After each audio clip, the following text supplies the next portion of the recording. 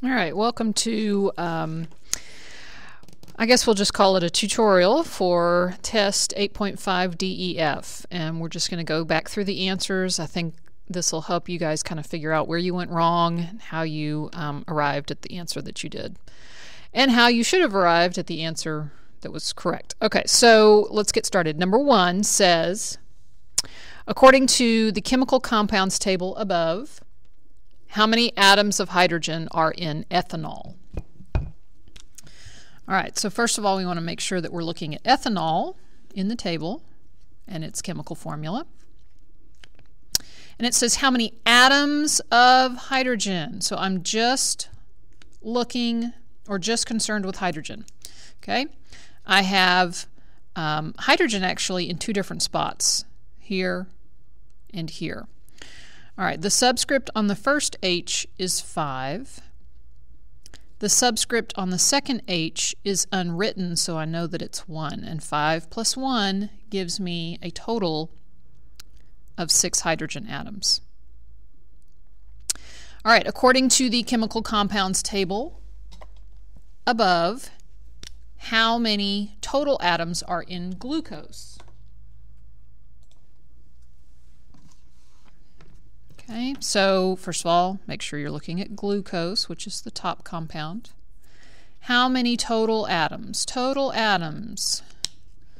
Well, I've got carbon has 6, hydrogen has 12, and oxygen has 6. 6 and 12 is 18, plus another 6, that's 24 total atoms.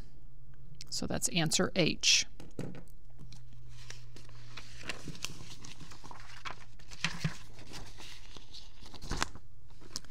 Number 3, it's I think the same table again. It says refer to the chemical compounds table above. How many total elements are in ethanol? Okay, so we're back to talking about ethanol, but it's not the same question as the last time. How many total elements? Meaning how many different things from the periodic table are in ethanol? Well, we have carbon. Next capital letter, we have hydrogen. Next capital letter, we have oxygen. And then there's another capital letter, but it's hydrogen. We've already listed hydrogen, so we don't list it again. There are a total of 3 different elements: carbon, hydrogen, and oxygen. Notice that it does not ask me how many total atoms. That's when I would, count up 2 carbons and 6 hydrogens and 1 oxygen. But it's asking how many total elements, how many things from the periodic table. And there's a total of 3. A lot of people miss this one. A lot of people put 9 because they counted atoms rather than the number of elements. Okay? All right, moving on to number 4.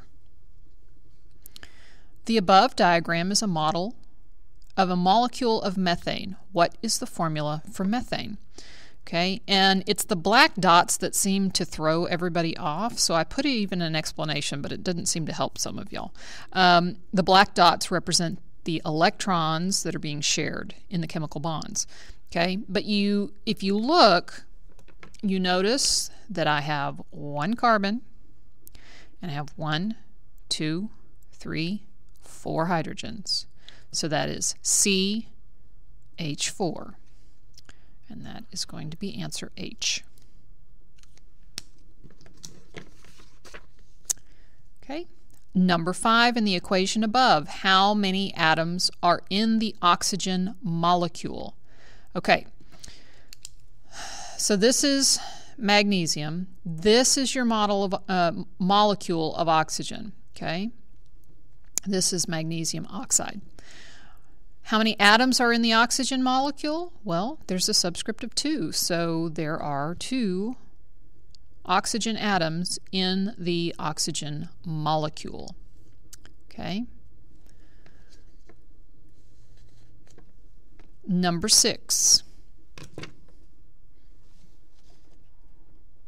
right, zoom it back in, see if we can see it a little better. Okay, a student mixes 2 clear solutions. When mixed, A bright yellow substance is seen settling to the bottom of the container. Which of the above is evidence that a chemical reaction is occurring? Okay, so they have 4 pieces of evidence for a chemical reaction, but they're asking about this particular chemical reaction. So you get a color change, and it says it's seen settling to the bottom. So this is color change. This is the formation of a precipitate. Okay, there's nothing to indicate a temperature change. There's nothing to indicate the production of a gas. So the only 2 things that are going on in this particular chemical reaction are color change and precipitate. And that is number 1 and number 2. So your answer is going to be F.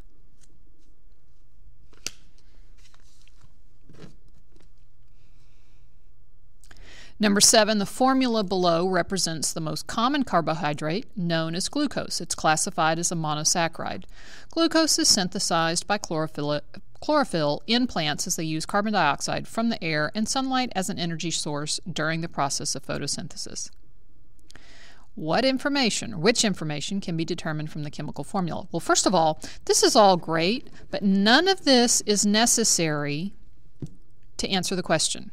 Okay, so don't get thrown off by that. Okay, what can you determine from the chemical formula? Okay, can you figure out the structural arrangement, like how exactly these atoms are joined together? No.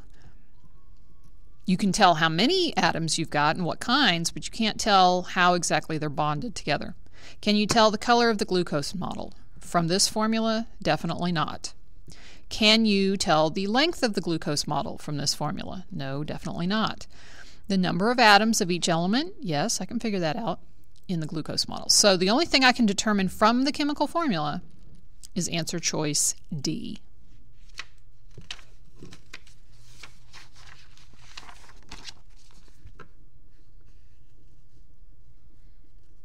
Okay. Number 8, air consists of hydrogen and oxygen.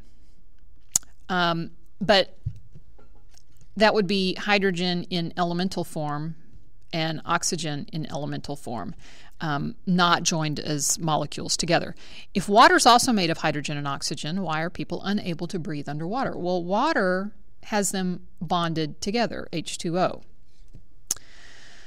Okay, so let's go through the choices and decide which one's the best. F, human lungs are only designed to use water vapor to supply our bodies with carbon dioxide to use.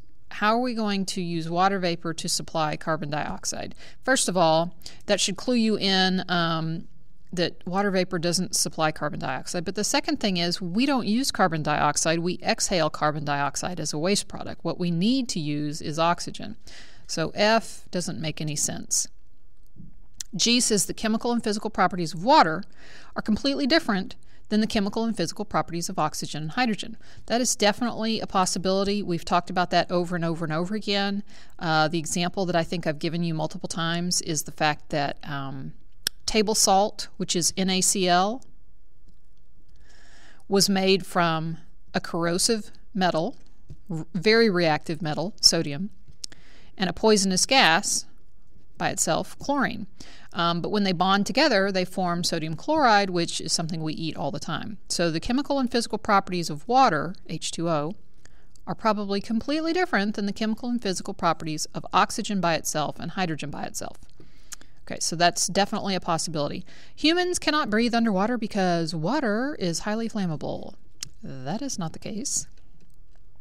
There's only one oxygen atom in each molecule of water, and the oxygen in the air has 2 oxygen atoms in each molecule. Well, that's a true statement, but that's not why we're unable to breathe underwater. Okay, so our answer is G. The chemical and physical properties of water are completely different than the chemical and physical properties of oxygen and hydrogen by themselves. Okay, let's do number 9. A student placed 2 grams of baking soda in a balloon and 100 milliliters of vinegar in an Erlenmeyer flask. After stretching the opening of the balloon across the neck of the flask, Okay, so we've got something that looks like this. Here's our flask. Here's the neck of the flask. And we've got a balloon that has been stretched over the top of the flask.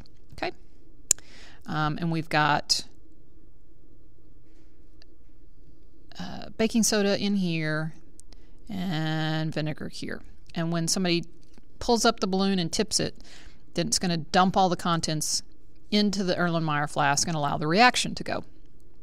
Okay, so he immediately observed foaming bubbles in the flask, and the balloon began to expand. Well, the balloon's going to expand if there's gas given off, because how do you fill a balloon? You fill it by breathing in gas to it.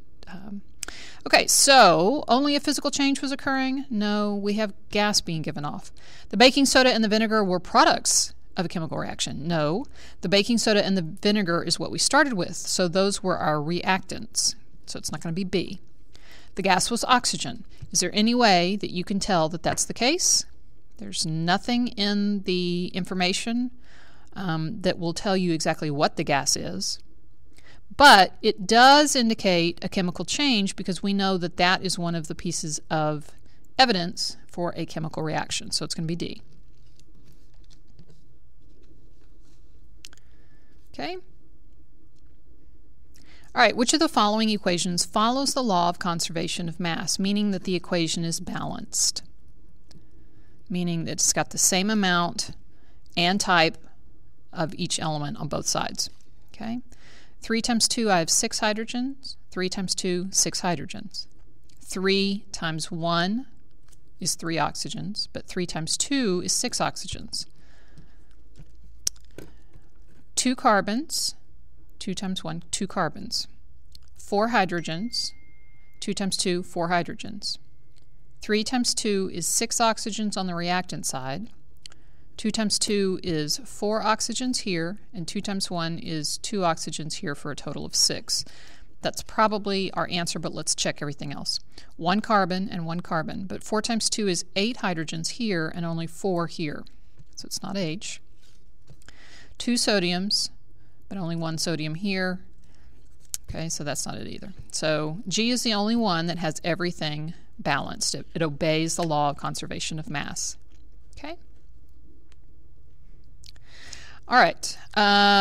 Just to indicate that you have been paying attention, why don't you write your birth date beside number 10, and then join me for screencast 2 to complete this.